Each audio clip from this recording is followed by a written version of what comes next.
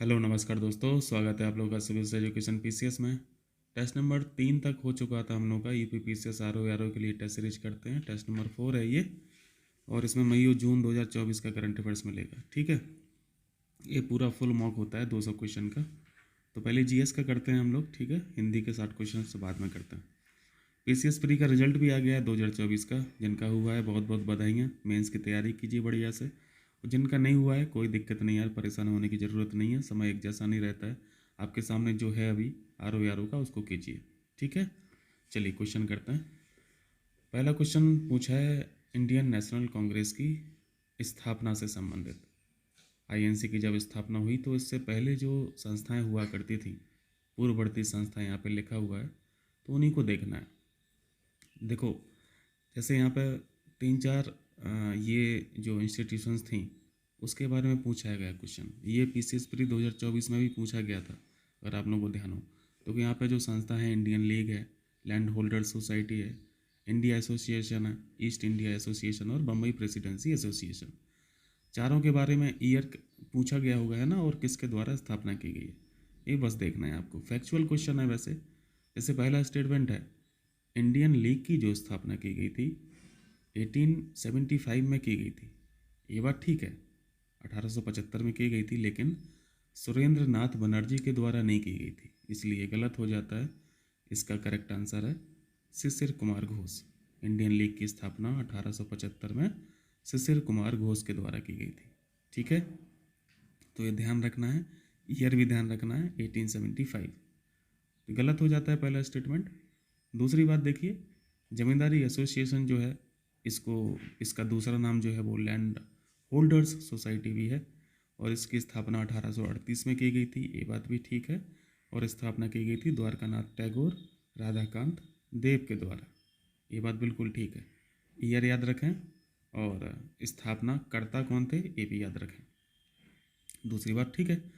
तीसरी बात है, ईस्ट इंडिया एसोसिएशन का गठन दादा भाई नौरोजी के द्वारा किया गया था, ये बात भी ठीक है। ईयर 1866। चौथा ऑप्शन देखिए, यहाँ पे लिखा है बम्बई प्रेसिडेंसी एसोसिएशन की स्थापना 1885, ये भी ठीक है। और फिरोसा मेहता साहब थे, बदरुद्दीन तैयब जी साहब थे, और केटी तेलंग साहब। तो यहाँ पे देखो दूसरा तीसरा चौथा सही है, एक को निकाल देना। ठीक, चलिए दूसरा क्वेश्चन देखिए। यहाँ पे आईएनसी का जो पहला सेशन हुआ ये तेजपाल संस्कृत विद्यालय में हुआ था। ठीक है, गोकुलदास जो हम लोग पढ़ते हैं बम्बई में, 18 दिसंबर 1885 स्थापना की गई थी। इसको पहले भारतीय राष्ट्रीय संघ के नाम से जाना जाता था। ठीक है, इंडियन नेशनल संघ, यूनियन कह लीजिए। तो ये बात तो ठीक है। दूसरी बात यहाँ पे लिखी है, इंडियन नेशनल कांग्रेस के जो प्रथम मुस्लिम अध्यक्ष थे उनका नाम था बदरुद्दीन तैयब जी। दूसरी बात यहाँ पे भी ठीक है। तीसरी बात में क्या लिखा है, तीसरी बात में करजन साहब के बारे में पूछा गया, इन्होंने कांग्रेस की इंसल्ट की थी, है ना, अल्पसंख्यक जनता का प्रतिनिधि बताते हुए मजाक उड़ाया था। यहाँ पे तीनों सही हो जाएगा। ठीक है, टाइम पीरियड क्या है करजन का, 1899 से 1905। 1905 बंगाल विभाजन हम लोग समझते हैं। चलिए तीसरा क्वेश्चन देखिए। तीसरे क्वेश्चन में देखो सेशन पूछा गया है, मैचिंग कराना है, छोटी सी ट्रिक है। बुक मई बकना, है ना, बा से मतलब बम्बई है, 1885 में पहला सेशन होता है बम्बई में। दूसरा का लिखा हुआ है, का मतलब कलकत्ता है, तो अगले साल 1886 में कलकत्ता में हुआ। फिर माँ का मतलब मद्रास है, 1887 हो गया। तो पहला ऑप्शन तो सही मैच है। चौथा ई लिखा है, ई का मतलब इलाहाबाद है, यानी ये 1888 का जो सेशन था वो इलाहाबाद में हुआ था, ना कि नागपुर में। तो दूसरा स्टेटमेंट गलत हो गया। बा का मतलब फिर से यहाँ पे फिर बम्बई आ जाता है, 1889 का। और का से मतलब फिर कलकत्ता, 1890। और लास्ट में जो ना है उसका मतलब नागपुर है, 1891। तो यहाँ तक तो ये ट्रिक से हो जाते हैं। तो तीसरा ऑप्शन 1890 कलकत्ता सही मैच है। 1892 का ट्रिक में है नहीं, तो 1892 और 1888 याद रखा करें हमेशा। इलाहाबाद में 2 सेशन हुए, 1888 में और 1892 में, ये दोनों ही इलाहाबाद में हुआ। तो देखो यहाँ पे पेयर पूछा गया है, कितने पेयर सही हैं, तो पेयर 3 सही हैं, 1, 3 और 4। तो ध्यान रखिएगा। ठीक, चलिए चौथा क्वेश्चन देखिए। 20वीं शताब्दी के आरंभिक 2 दशकों में भारतीय राष्ट्रीय कांग्रेस का मुख्य लक्ष्य क्या था। देखो ये शुरुआती चरण की बात कर रहे हैं, तो शुरुआत में तो आईएनसी जो है वो कंट्रोल लिबरल्स का था। तो खैर लिबरल्स का तो कंट्रोल हमेशा से ही रहा है, लेकिन शुरुआत में जो था, ये जो लिबरल्स चाहते थे वो क्या चाहते थे कि वो ये चाहते थे कि कॉलोनियल जो ऑटोनॉमी है हम उसी के अंडर में काम करें। अंग्रेज जो कर रहे हैं वो हमारे लिए मतलब हमारे हित में ही काम कर रहे हैं, इस तरीके की थिंकिंग हुआ करती थी लिबरल्स की। ठीक है, तो यहाँ पे जो मुख्य लक्ष्य हुआ करता था आईएनसी का, वो देखो चौथा ऑप्शन औपनिवेशिक स्वायत्तता यानी कॉलोनियल ऑटोनॉमी, डी ऑप्शन सही है। पांचवा देखिए, यहाँ पे पूछा है निम्नलिखित में से कौन उग्र राष्ट्रवादी नेता नहीं था। एक लिबरल्स हम लोग पढ़ते हैं, एक्सट्रीमिस्ट पढ़ते हैं। लिबरल्स में सत्येंद्र नाथ बोस साहब हैं, फिरोज शाह मेहता हैं, जी.के. गोखले साहब हैं, ये जो बुजुर्ग लोग थे, सीनियर लोग थे। एक्सट्रीमिस्ट में लाल बाल पाल पढ़ते हैं हम लोग। ठीक है, तो यहाँ पे पूछा है उग्र राष्ट्रवादी नेता कौन नहीं था, तो पूछा क्या गया है, यहाँ पे लिबरल पूछा गया है। तो लिबरल देखो आपको पहले ऑप्शन में जी.के. गोखले साहब दिख रहे हैं, है ना, तो यही राइट आंसर हो जाएगा। बाकी ये बेसिक चीज़ें हैं, कुछ इसमें ऐसा खास तो है नहीं, ये हम लोग जानते हैं पहले से। ए ऑप्शन यहाँ पर राइट हो जाएगा। छठवां क्वेश्चन है बंगाल डिवीज़न के बारे में पूछा है, बंगाल विभाजन के बारे में बताइए। देखो यहाँ पे 3-4 डेट आपको याद रखनी है बंगाल विभाजन के संबंध में। एक तारीख आपको दिख रही है 20 जुलाई 1905, फिर 16 अक्टूबर 1905 दिख रहा है। पहला स्टेटमेंट यही लिखा है 20 जुलाई 1905 में बंगाल विभाजन की घोषणा अंग्रेजी सरकार द्वारा की गई। घोषणा लिखी है, 20 तारीख भी सही है, 20 जुलाई 1905 में। ठीक है, अनाउंसमेंट किया गया था यहाँ पे ब्रिटिश गवर्नमेंट के द्वारा, पहली बात। ठीक है, ये जो 16 अक्टूबर 1905 है, यहाँ पे डिवीज़न हुआ, ठीक है, एग्जीक्यूट किया गया। और 7 अगस्त 1905 देखो जुलाई में अनाउंसमेंट हुआ, 7 अगस्त को यहाँ पे स्वदेशी मूवमेंट स्टार्ट कर दिया। तो 20 जुलाई हुआ, 7 अगस्त हुआ, 16 अक्टूबर हुआ, और 12 दिसंबर 1911 में जानते हैं यहाँ पे कैपिटल चेंज हो गई थी कलकत्ता से दिल्ली। और यहाँ पे जो अनाउंसमेंट किया गया था डिवीज़न का वो भी कैंसिल कर दिया। तो ये 4 डेट इंपॉर्टेंट होती हैं। ठीक है, तो ये कैंसिलेशन वाली डेट भी याद रखना है। 12 दिसंबर 1911 दिल्ली दरबार जब हुआ, वहाँ के प्रिंस आए। तो 1905 को कलकत्ता के टाउन हॉल में एक ऐतिहासिक बैठक में स्वदेशी आंदोलन के प्रारंभ की घोषणा की गई। ठीक है, 7 अगस्त लिखा है, वो थोड़ा सा डार्क है वो लोगो। विभाजन के समय बंगाल का lieutenant governor sir Andrews Fraser था, ये बात भी करेक्ट है, ये याद रखना। और जो फॉरेन गुड्स थे इनके बहिष्कार का जो सुझाव दिया था सबसे पहले कृष्ण कुमार मित्र ने दिया था, ध्यान रखना।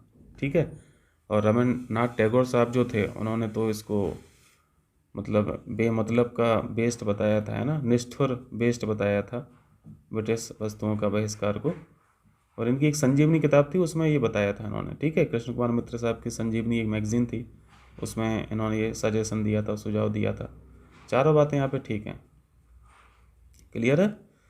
चलिए 7वां क्वेश्चन, ये भी बहुत आसान है, फिर भी मैं रिवाइज करा दे रहा हूँ आपका। यहाँ पे एंग्लो मराठा वॉर है, स्थायी बंदोबस्त परमानेंट सेटलमेंट हम लोग किसका पढ़ते हैं भाई, कॉर्नवालिस का पढ़ते हैं, सही है। लॉर्ड वेलेस्ली सहायक संधि प्रणाली, ये भी बिल्कुल करेक्ट है। और देखो ये 1829 का जो 17वां रेगुलेशन है विलियम बेंटिक, ये भी करेक्ट है। अब यहाँ पे देखो तीसरा ऑप्शन जो है एंग्लो मराठा से संबंधित है। तो पहले आप तीनों जो वॉर हुई हैं इनको रिवाइज कीजिए, तब आपको क्लियर हो जाएगा। एंग्लो मराठा वॉर, पहला जो वॉर हुआ 1776 से 1782, यहाँ पे जो चीफ थे वो बारेन हेस्टिंग थे, लेकिन यहाँ पे लॉर्ड हेस्टिंग लिखा है तो ये गलत हो जाएगा। ठीक है, बारेन अलग अलग है और लॉर्ड अलग है। Second Anglo Maratha war Lord Wellesley थे। ठीक है, टाइम भी याद रखना 1803 1805। और third Anglo Maratha war Lord Hasting 1817 से 1818। इस वजह से तीसरी बात गलत हो जाती है, लॉर्ड हेस्टिंग की जगह क्या होना चाहिए, बारेन हेस्टिंग होना चाहिए, सॉरी, हाँ यहाँ पे लॉर्ड हेस्टिंग की जगह वेलेस्ली होना चाहिए। सेकंड के बारे में पूछा है, कितने युग में पूछा है, कितने युग में सही है, कितने युग में सुमेलित नहीं है, ध्यान रखना। यहाँ पे एक ही पेयर है जो गलत है, तो यहाँ पे केवल एक हो जाएगा। देखो क्वेश्चन थोड़ा सा ये पेयर में भी पूछ रहे हैं तो ध्यान रखना। यहाँ पे क्या है, वही लगभग वैसा ही क्वेश्चन है, वारेन हेस्टिंग्स कलकत्ता में मदरसा स्थापित, तो यहाँ पे सारी चीज़ें देख लेंगे। 1772 से 1785 चलिए, पहले वारेन हेस्टिंग का ये टाइम था, ठीक है, गवर्नर बने बंगाल के 1772 में। फिर 1774 में गवर्नर जनरल ऑफ इंडिया बन गए। फिर 1785 में ये वापस चले गए इंग्लैंड, ठीक। अब देखो ये 1773 से और 1774 आपने देखा, 1773 हम लोग रेगुलेटिंग एक्ट के बारे में जानते हैं,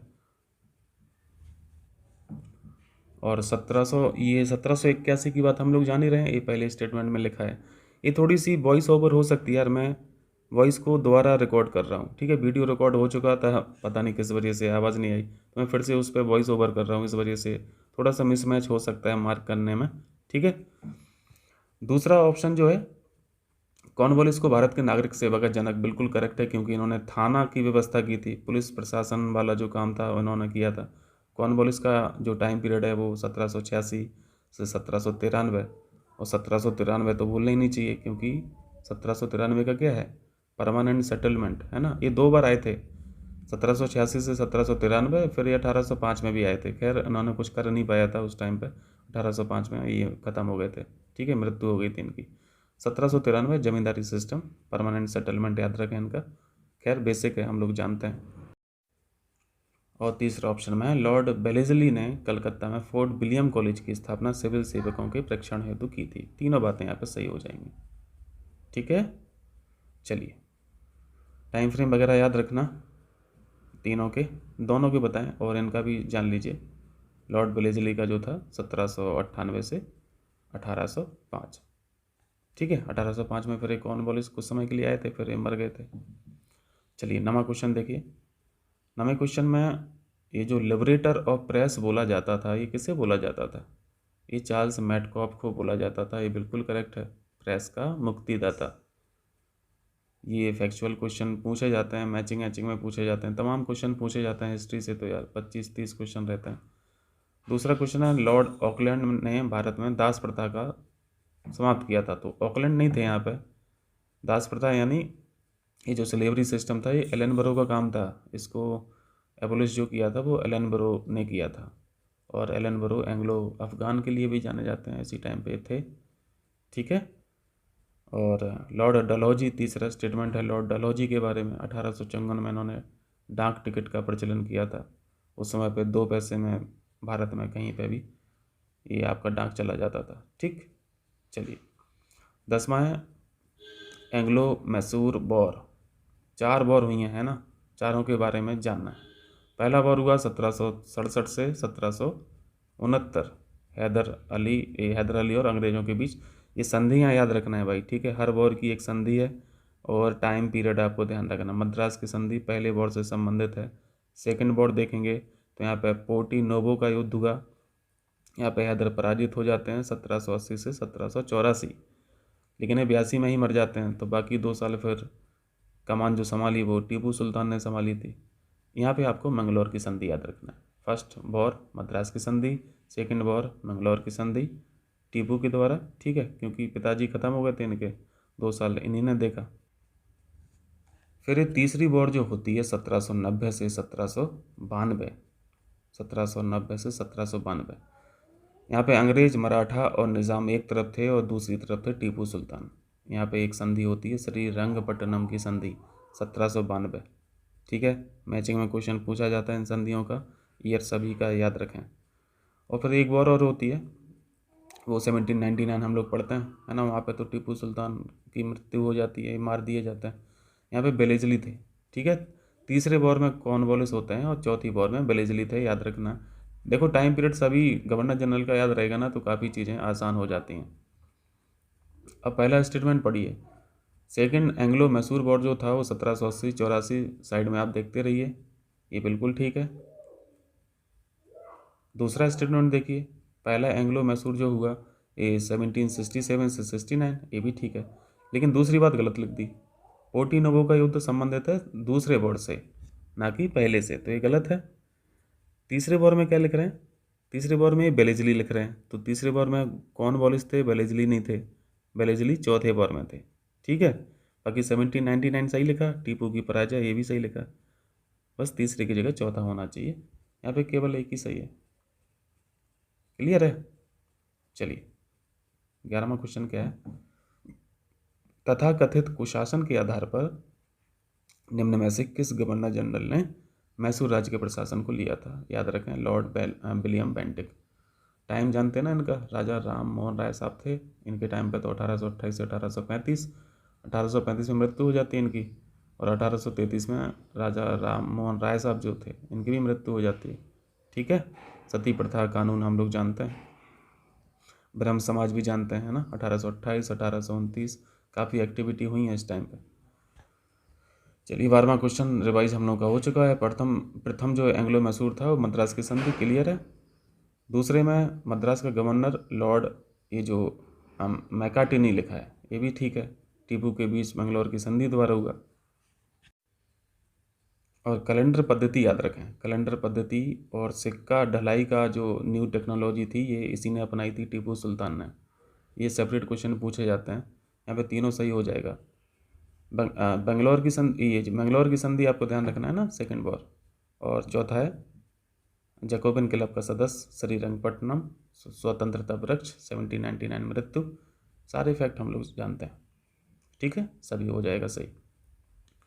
पीडीएफ में कवर है करंट अफेयर्स की, रोड टू स्कूल, मुख्यमंत्री Yogi Adityanath road to school पहले प्रोजेक्ट का शुभारंभ किया गया था गोरखपुर में।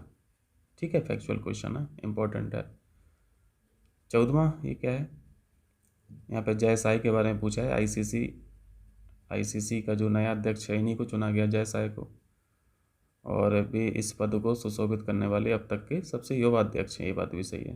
लेकिन ये आईसीसी के जो अध्यक्ष हैं भारतीय 5 में हैं, चौथे नहीं हैं, दूसरे स्टेटमेंट गलत हो जाएगा। ठीक है, इससे पहले काफ़ी लोग हुए हैं, मतलब 4 लोग हुए हैं, ये 5 में हैं, तो दूसरी बात यहाँ पे गलत कर दीजिए। चलिए 15वां क्वेश्चन देखिए, चक्रवात दाना, ये भी कवर किया है हम लोगों ने करंट अफेयर्स पीडीएफ में। इसका नामकरण पूछा गया है कि नामकरण किस देश के द्वारा किया गया? ये किया गया था कतर के द्वारा। ठीक, देखें 16, अब तो बजट 2025 2026 हम लोगों ने पढ़ा है, अलग से वीडियो किया है, उसको देख लीजिएगा, पीडीएफ भी पेड ग्रुप पे प्रोवाइड की है, तो मतलब लगभग सब कुछ कवर हो चुका है उसमें। अब ये चूँकि पुराना क्वेश्चन है तो ठीक है, कोई दिक्कत नहीं, वैसे हम लोगों ने पढ़ा था पीसीएस प्री में 2024 के, 86,000 करोड़ रुपए अलॉट किया गया था मनरेगा के लिए। ठीक है, चलिए 17वां देखिए क्वेश्चन, यहाँ पे पूछा गया है कुछ ऑपरेशंस हैं और इनका स्थल बताना, मतलब ये ऑपरेशन कहाँ पे भारत के द्वारा किए गए थे।